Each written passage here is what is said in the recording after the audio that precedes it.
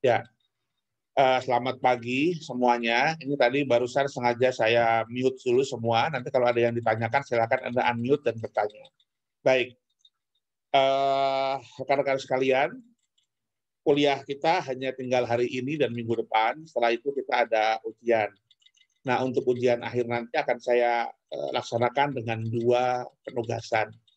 Jadi kan kemarin memang belum ada UTS, kalian di belakang. Baik, hari ini saya ingin menyampaikan sebuah materi mengenai konsep tentang kualitas. Ya. Jadi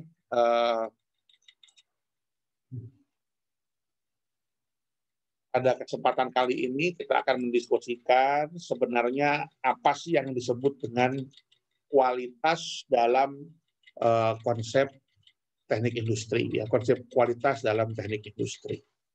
Baik.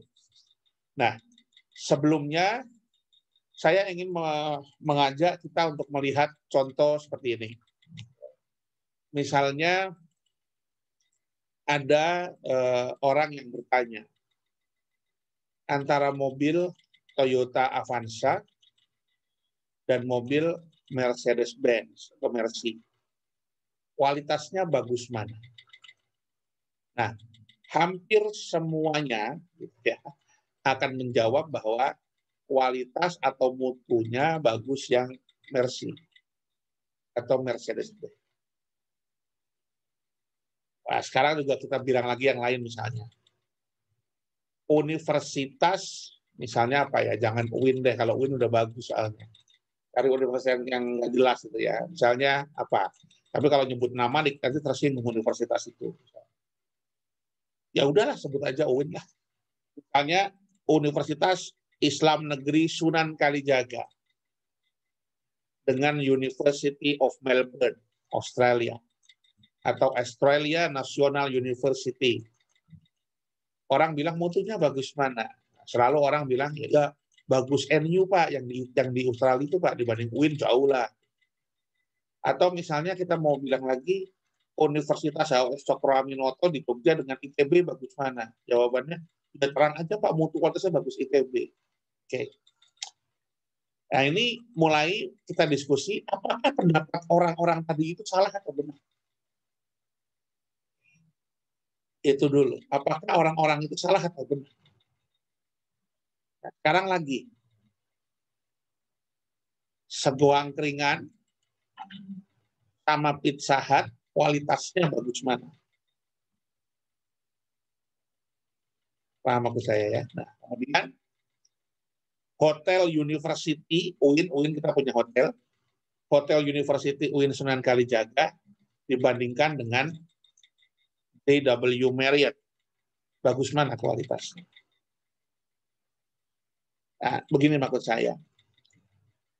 Kalau kita mengatakan tadi kita kembali ke yang pertama, Toyota Avanza dengan Mercedes-Benz, orang sebagian besar akan mengatakan bahwa kualitasnya bagus yang Mercy. Tetapi dalam konsep kualitas ala teknik industri belum bisa ditentukan seperti itu. Loh, kenapa Pak? Oke. Ya.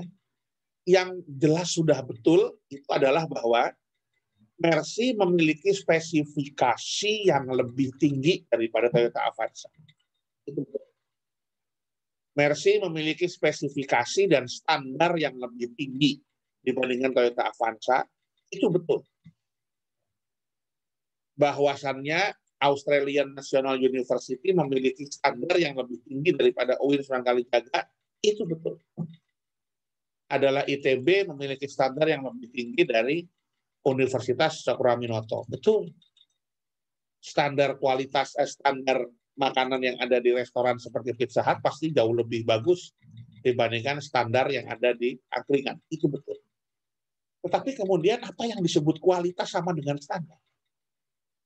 Oke, nah jadi kita tidak bisa membandingkan kualitas tanpa kita tahu sebenarnya kualitas itu apa. Kualitas itu adalah kesesuaian.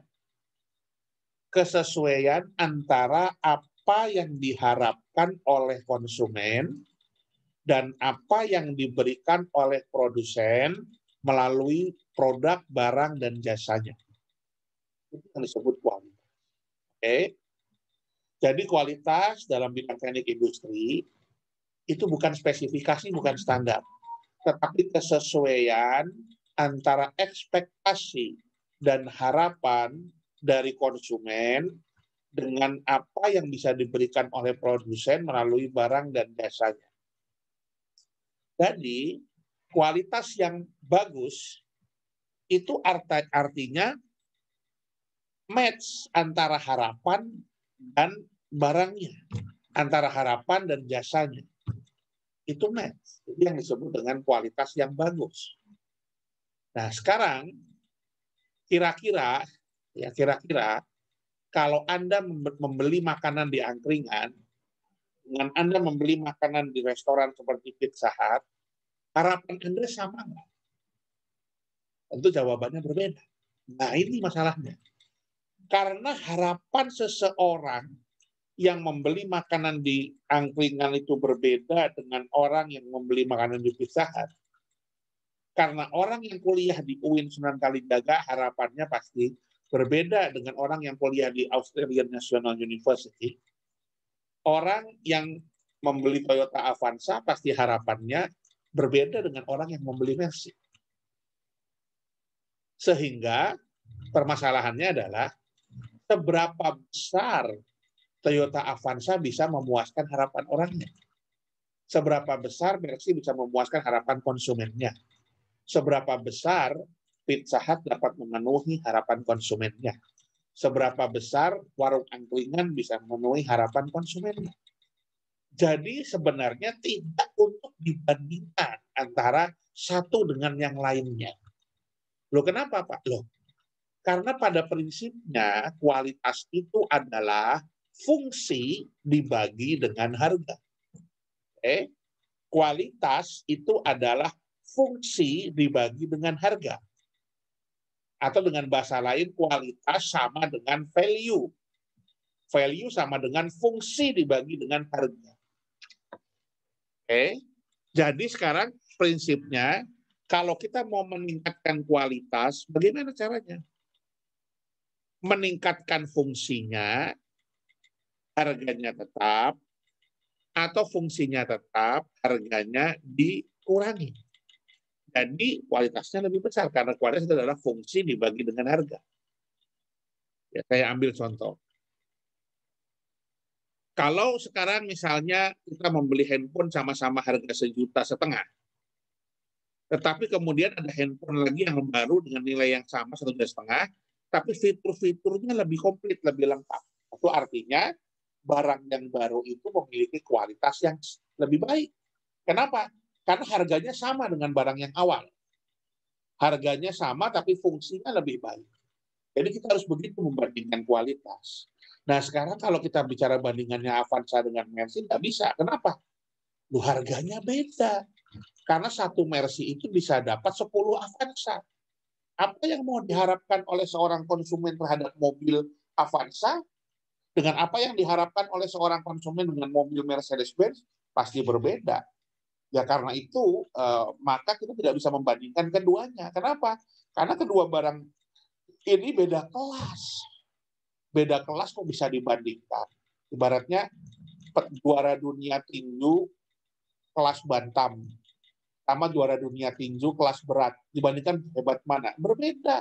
Kelasnya beda kok antara kelas berat yang bobotnya harus 100 kg ke atas dengan kelas bantam yang antara 70 sampai 80 kg. Kan berbeda. Yang disebut dengan kelas, ya, dengan kualitas. Sehingga barang yang kualitasnya tinggi itu yang bagaimana, Pak? Barang yang kualitasnya tinggi itu adalah barang yang memang sesuai antara harapan konsumen dengan fungsi dan harga dari barang tersebut. Bagaimana mengukurnya? Gampang. Barang yang lebih laku itu berarti mutunya lebih baik. Kenapa? Karena kalau barang itu lebih laku, lebih bisa diterima pasar, artinya orang lebih banyak yang merasa bahwa barang itu sesuai dengan harapannya. Oke. Jadi di Indonesia, buat orang Indonesia, Toyota Avanza dengan Mercy bagus mana kualitasnya? Bagus Toyota Avanza di Indonesia. Kenapa? Karena penjualannya lebih banyak Toyota Avanza. Tetapi sekarang kita lihat, kalau kita ke Jerman, apa ada Toyota Avanza? Nggak ada. Lebih banyak mana Mercy. Artinya apa? Kualitas itu juga mempertimbangkan preferensi konsumen. Karena Toyota Avanza, jelas aja Pak, di Indonesia lebih laku Avanza karena lebih murah. Loh, di Jerman juga Avanza lebih murah, tapi juga nggak laku. Di Amerika juga Avanza lebih murah, tapi juga nggak laku. Di Australia pengalaman saya Avanza juga ada, tapi juga nggak laku. Kenapa? Karena orang sana tidak mau mobil dengan mutu dengan standar seperti itu, walaupun murah. Jadi kalau seperti itu kualitas itu adalah tergantung juga dengan selera atau keinginan konsumennya. Itu dulu yang mau saya garis bawahi ya. Kira-kira begitu. Jadi kualitas itu adalah bagaimana kita menyesuaikan antara harapan dengan ekspektasi dari konsumen dan apa yang bisa disediakan oleh barang. Oke, itu poin yang pertama. Oke, itu baru masuk sekarang. Jadi saya pengen membongkar dulu definisi Anda tentang kualitas ya, membongkar dulu bahwa kualitas bukan berarti spesifikasi, bukan berarti standar ya. Tapi kualitas itu menunjukkan saya sesuai ya. Saya sesuai keinginan saya dengan apa yang diharapkan, apa yang disediakan oleh barang itu sesuai. Jadi misalkan kalau Anda sekolah di UIN, ya kita bilang UIN itu adalah yang terbaik bagi Anda tuh karena secara itu begitu. Karena Anda bisa masuk UIN, Anda mampu membayar kuliah di UIN. Gitu. Itu terbaik bagi Anda. Loh, kenapa? Sekarang misalnya begini soalnya. Anda kuliah di UIN dengan UKT misalnya 7 juta. Dapat prodi yang kualifikasinya A, rate-nya, akreditasinya, institusinya juga A. Lalu Anda kuliah misalkan di ITB yang sama-sama A. Anda harus membayar UKT 3 kali lipatnya. Sekarang permasalahannya apakah perguruan tinggi yang Anda lakukan di luar itu juga bisa menjamin mutunya 3 kali lebih baik dari punya kita? Kan belum tentu. Jadi mutu itu adalah fungsi dibagi harga. Kira-kira begitu ya, misalnya. Jadi kita harus cerdas banget dalam memilih kualitas itu. Ya, karena kita bicaranya value, karena kita orang teknik, kita bicaranya value kualitas itu. Bukan yang penting paling bagus, Pak. Wah, kalau paling bagus memang banyak. Cuman masalahnya berapa kita harus mau membayar dengan yang paling bagus itu. Tapi yang disebut quality itu adalah fit to our needs, ya, sesuai dengan kebutuhan kita. Dengan catatan, ya itu ada harga yang harus dibayar. Jadi kalau kita bicara angkringan, nggak bisa dibandingkan sama restoran Pizza Hut misalnya, atau misalnya restoran apa namanya butik gitu ya, kafe-kafe di hotel, nggak bisa dibandingkan dong. Kenapa? Harganya beda. Harganya beda, menunya beda, standarnya berbeda, ya semuanya berbeda. Jadi berarti beda kelas. Karena kalau beda kelas nggak bisa dibandingkan. Jadi yang disebut kualitas itu harus dibandingkan dengan kelas yang sama. Jadi kalau kita mau membandingkan UIN Sunan Kalijaga, ya dibandingkan perguruan tinggi lain dengan UKT yang sama. Gitu caranya. Perguruan tinggi lain dengan UKT yang sama dilihat, akreditasinya bagus mana, inputnya, selection rasionya bagus mana, kualifikasi dosennya bagus mana. Itu baru kita bisa fair membandingkan. Ibaratnya begitu ya, apel Malang dengan apel Washington tentu bukan hal yang bisa dibandingkan karena berbeda. Oke. Selanjutnya, kita bicara di sini bahwa kualitas itu memiliki banyak aspek, memiliki banyak sisi. Yang pada prinsipnya ini adalah berbicara pada spesifikasi engineering, tapi juga kepada masalah aspek sosial. Apa maksudnya sosial? Ada dari perspektif customer, ada dari perspektif produsen. Ya, ini yang disebut dengan spesifikasi atau kualitas. Nah, kualitas itu ada level, ya, ada levelnya dalam konteks teknik industri, ya, dalam sebuah proses. Nah, oke, saya mau sampaikan dulu, mohon maaf sebelumnya, untuk kuliah hari ini nampaknya saya akan cepat saja, karena barusan saya dikabari oleh pimpinan, saya harus menghadiri rapat Zoom meeting dengan Kementerian Agama, tentu saya tidak bisa berada di dua tempat yang sama, karena saya harus mengikuti rapat tersebut. Jadi nanti akan saya share PowerPoint ini, ya, minggu depan mungkin kita akan tambah sedikit jamnya gitu ya supaya yang ini bisa tercover. Jadi minggu depan kita lihat yang terakhir, setelah itu tugas dan ujian yang dikumpulkan di akhir bulan ini. Baik. Nah, yang pertama, bagaimana kita membangun kualitas dalam sebuah konteks sistem industri. Yang paling sederhana membangun kualitas itu adalah dengan adanya inspeksi. Ya, dengan adanya inspeksi atau pemeriksaan.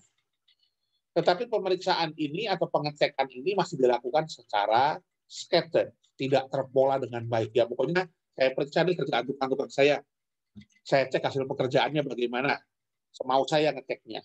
Kapan saya mau cek, saya cek. Ini yang disebut dengan inspeksi atau pemeriksaan ini, yang paling dalam ini. Setelah itu, karena inspeksi ini dilakukan tidak dengan pola yang tegas, masih ada resiko si konsumen itu mendapatkan produk yang kurang baik. Karena tidak semua barang diinspeksi. Kita hanya menginspeksi beberapa kali saja. Nah, kemudian level yang kedua, itu adalah apa yang disebut dengan nama quality control atau pengendalian kualitas. Pengendalian kualitas ini adalah pengecekan di akhir sebuah proses produksi. Ya, pengecekan di akhir sebuah proses produksi. Nah, pengecekan di akhir ini gunanya untuk memastikan bahwa konsumen hanya mendapatkan barang yang bermutu baik. Konsumen hanya mendapatkan barang-barang yang bermutu baik. Tidak ada yang cacat. Dilakukan di akhir. Terus kalau ternyata pas dicek di akhir ada barang yang cacat, bagaimana Pak? Wah, nggak dikasih ke konsumen. Kita anggap sebagai barang cacat, reject. Nanti dijualnya ke toko-toko reject shop. Ya. Jadi konsumen tetap dapat yang paling bagus. Ini yang disebut dengan quality control. Tetapi ingat, dalam quality control ini, walaupun konsumen mendapatkan yang bagus, tetapi tetap saja dalam sistem yang kita miliki ada barang yang cacat. Ya enggak? Karena diceknya di akhir. Padahal cacatnya di tengah. Jadi misalnya Anda buat furniture, dari bahan bakunya sudah cacat, pasti ke belakangnya cacat. Itu padahal pengecekannya dilakukan di akhir. Memang akhirnya nggak dikirimkan ke konsumen. Tapi barang yang cacat itu sudah jadi. Dan itu kerugian bagi kita sebagai produsen. Kenapa? Karena harusnya bisa dijual mahal, karena cacat kita jual murah, bahkan mungkin nggak rugi, nggak untung. Cuma supaya nggak rugi aja. BEP, break even point, supaya impas begitu. Daripada rugi. Itu adalah konsekuensi dari level 2, yaitu quality control. Nah, selanjutnya, level yang selanjutnya, level 3, itu adalah quality assurance atau penjaminan kualitas. Jadi yang pertama itu adalah pemeriksaan, kemudian pengendalian kualitas, kemudian penjaminan kualitas. Quality assurance atau QA atau penjaminan kualitas atau penjaminan mutu. Nah, kalau tadi quality control itu dilakukan di akhir sebelum barang ini dikirim kepada konsumen, kalau quality assurance pemeriksaannya itu dilakukan di setiap proses ketika barang itu sedang dibuat. Sehingga dijamin karena pemeriksaannya pada setiap proses, maka kalau ada kesalahan di proses itu langsung diperbaiki, tidak sampai menunggu sampai barang itu akhir. Ya, dengan demikian diharapkan barang cacatnya berkurang, sehingga dengan menggunakan quality assurance ini dilakukan juga quality control-nya ya tetap gitu. Di belakang tetap, tetapi karena ada quality assurance, maka di setiap proses ini juga akan dilakukan pengendalian, akan dilakukan pengecekan. Syaratnya tentu harus ada standar, ya, harus ada standar. Standar itu bagaimana? Ya, di setiap proses itu harus ada standar. Sama quality control juga harus ada standar. Standarnya apa yang dicek apa saja itemnya. Nah, standar pada setiap proses itu yang kemudian dikenal dengan nama SOP atau Standard Operating Procedure. Nah, jadi level ketiga itu adalah pengecekan kualitas diadakan di setiap proses produksi, setiap tahapan proses. Sehingga kalau ada kesalahan ketahuan dari awal, sehingga akan mengurangi produk cacat di akhir. Lebih bagus lagi. Karena kalau quality control memang konsumen dapat yang bagus, tapi barang cacatnya masih ada walaupun dikasihkan ke konsumen. Dengan level yang ketiga ini diusahakan barang cacatnya semakin berkurang. Nah, yang level keempat, level terakhir, ini yang kita sebut dengan nama TQM atau Total Quality Management atau manajemen kualitas terpadu. Kalau ini adalah budaya, ini adalah corporate culture, budaya kerja. Budaya kerja untuk apa? Untuk memberikan hasil pekerjaan yang selalu lebih baik dari periode sebelumnya. Bagaimana kita menciptakan budaya kerja untuk lebih baik dari sebelumnya, sehingga semua produk ataupun jasa yang kita buat dalam sistem industri kita akan senantiasa menjadi lebih baik dari waktu ke waktu. Bukan sekedar bagus, tapi selalu menjadi lebih baik. Ini yang disebut dengan total quality management, levelnya level 4, paling tinggi. Nah, kalau perusahaan itu gimana nerapinnya, Pak? Ya biasa, perusahaan awal-awal biasanya level 1, semakin mulai perusahaannya besar, ya dia masuk mulai level 2, begitu bertahap. Oke, nah, pada level 3 ini, biasanya perusahaan bisa mengajukan sertifikasi ISO 9000. Oke, nanti kita bicara lebih lanjut mengenai hal itu. Nah, kemudian tadi kita sebutkan ada sisi dari konsumen, ada sisi dari produsen. Dalam konteks kualitas, apa sih yang disebut dengan konsumen? Gitu ya. Apa sih yang disebut dengan konsumen dalam kualitas? Dalam kualitas yang disebut dengan konsumen itu bukan hanya konsumen yang berada di luar institusi, bukan hanya yang sebagai end user, tetapi juga ada yang disebut sebagai eksternal atau internal customer. Apa itu internal? Internal customer itu konsumen dalam perusahaan, maksudnya apa? Departemen yang lain. Kalau sekarang saya bekerja di kantor, siapa konsumen saya? Konsumen saya bisa mahasiswa, bisa orang tua mahasiswa, tapi juga bisa teman-teman saya di kantor. Siapa? Pak Prodi, Pak Sigit, Pak Yandra. Itu konsumen saya. Kenapa? Karena mereka akan menilai hasil kerja saya. Atau departemen yang lain. Misalkan barang ini dikerjakan di departemen A, setelah selesai masuk ke departemen B, setelah selesai masuk ke departemen C. Departemen A pemotongan, departemen C penghalusan, di amplas, di gerinda, dikikir. Departemen D finishing. Nah itu kalau pekerjaan di masalah penghalusan sama gerindanya nggak mulus, orang nggak mau finishing. Jadi bagian finishing itu adalah customer-nya dari bagian penghalusan. Kira-kira begitu maksudnya. Jadi kita harus memahami bahwa next proses dalam internal itu juga customer. Sehingga customer itu tidak diartikan sebagai end user, tapi juga adalah siapa yang akan menggunakan hasil pekerjaan kita dalam perusahaan tersebut. Oke, itu internal customer. Kemudian apa sih yang disebut dengan produk? Produk itu ya bisa jasa, bisa barang, bisa software, atau yang lainnya.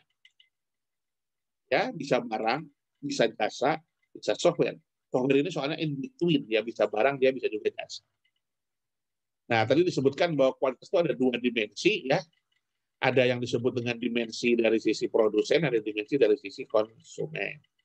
Ya, saya rasa itu dulu konsep yang paling penting. Selanjutnya nanti ini silakan bisa dipelajari.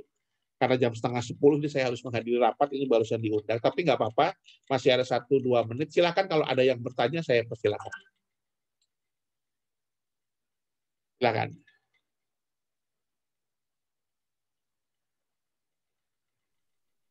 Assalamualaikum Pak, izin bertanya. Ya, silakan.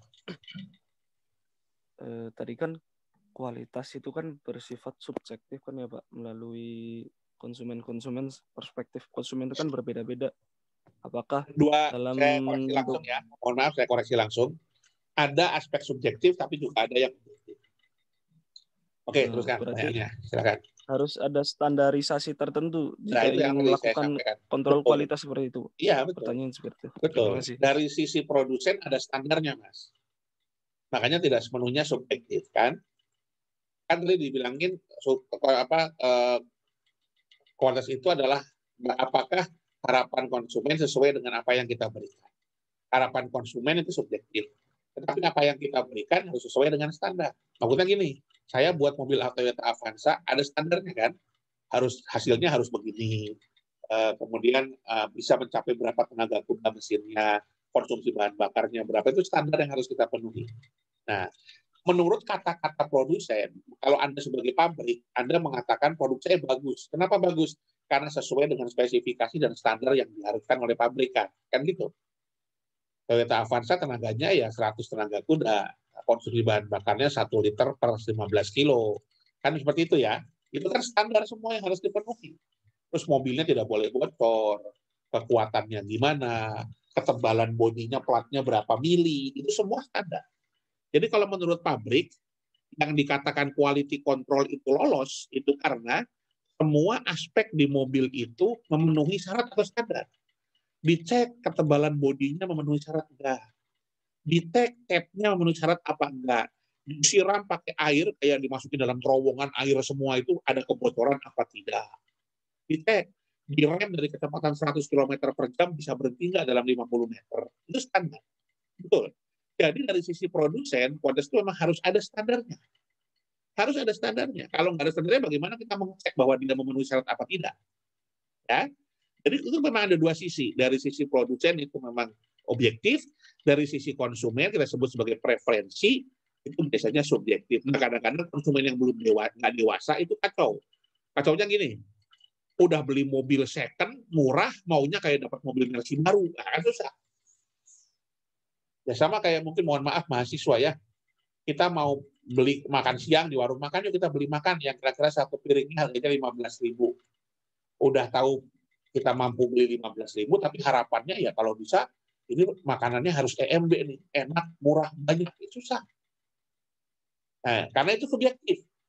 Tapi kalau dari Pizza Hut-nya, dari warung angkringan, dia punya standar kan. Ya, namanya nasi kucing harga 1.500 itu volumenya segitu. Sambal bandengnya ya cuma segitu, kan gitu. Itu ada standarnya. Cuma standar ini kan belum tentu memenuhi harapan dari konsumen, karena konsumen itu punya preferensi sendiri. Jadi begitu ya, Mas? Oh, berarti untuk menentukan standar itu sendiri harus melakukan beberapa survei terhadap konsumen-konsumen. Betul, awalnya begitu. Tapi kalau ditanya barang yang paling bagus bagaimana, ya kan barang yang paling laku. Karena kalau yang barang yang paling laku itu kan artinya sama konsumen cocok gitu loh. Jadi pahami ya? Ya, Ya, Pak. kalau Terima barang yang kasih, Pak. paling laku, itu kan berarti cocok sama konsumennya. Benar nggak? Iya. Ya, itu. Jadi parameter mutu itu adalah konsumen mau beli.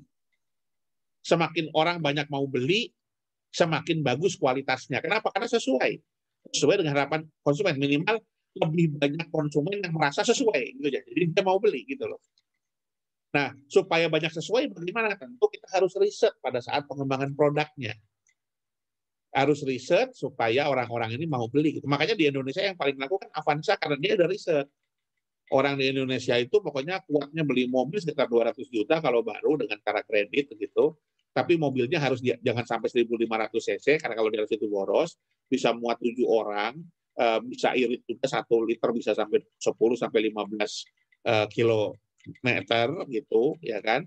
Mesinnya sederhana, gampang diperbaiki. Kan itu karakteristik itu sudah di riset semua oleh Toyota. Makanya Avanza dijual ke Australia, dijual ke Jerman nggak laku. Kenapa? Karena orang Jerman berbeda harapannya. Oke, satu lagi yang lain, saya persilakan. Izin bertanya, Pak. Ya, Kendala-kendala yang sering terjadi dalam proses quality control itu apa, Pak? Dan bagaimanakah solusi-solusinya, Pak? Quality control itu kan kita ngecek ya. Ya, yang kendala yang pertama itu adalah kita harus punya standar barang itu. Jadi kalau kita mau ngecek apakah kain batik ini bagus, harus ada standarnya kan. Kain batik itu bagusnya gimana? Itu harus tersedia dulu.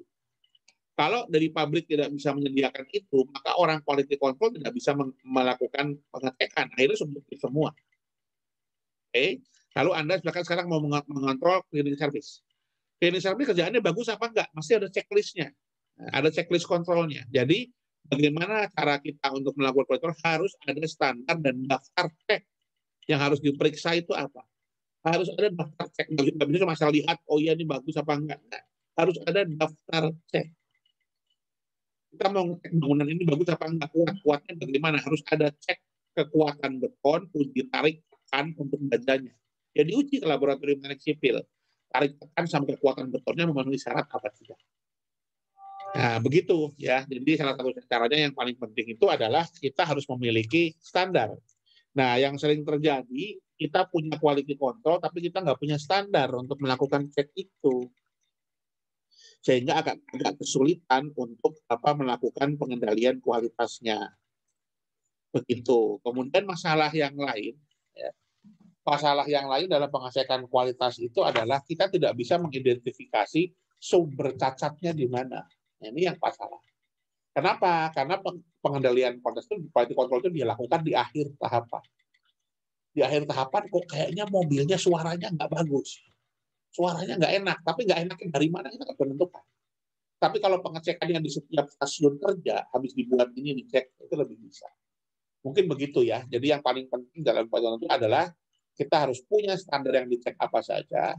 Nah, kelemahan yang kedua masalahnya adalah kita tidak susah mengetahui kalau ada barang cacat sumbernya dari mana. Ya kayak tadi contohnya.